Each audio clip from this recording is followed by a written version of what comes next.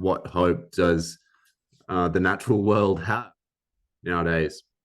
And I think your photography being paired with your scientific mind has been a perfect combination to get your message across. A graphic warning here on this one, but this really does show the nature of some of the work that Graham's been doing and is passionate about. Yeah, so people have to take hooks out of fish, otherwise it can end up in birds like this.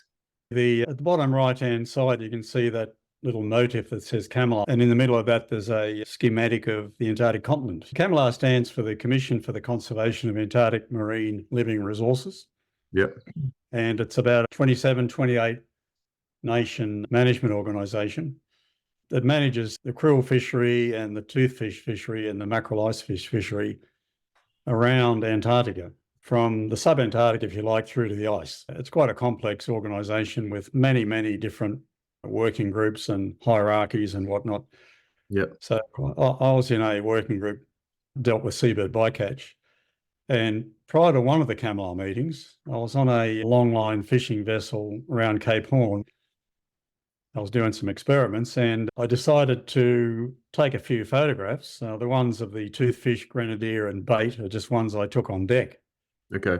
And I put them together with a photograph that had been taken by an expeditioner on South Georgia, which is in the South Atlantic Ocean. That's a British protectorate, where there's a very large population of wandering albatrosses. And the British are finding that albatrosses, the parents coming back from foraging at sea, would come back to the island with hooks inside them in their bodies. And they regurgitate these hooks to their chicks, along with the food they'd eat. Oh. So the chicks were getting hooks down their gullets, some of the hooks falling out on the ground, and some of the adults had hooks embedded in, like the one in the photograph. So yes, a photograph of the wanderer's mouth there, that's a compelling picture. It's and the photographs of the fish heads next to it, an excellent counterpart to it. So I came up with this educational poster and put it together very quickly and took it to the CAMLR meeting that followed a few weeks later after I came back from Chile. And in a very quick time, the scientific committee of the CAMLR had approved the production of what turned out to be a poster and committed money to have it printed and put on all fishing vessels fishing in the CAMLR Convention area.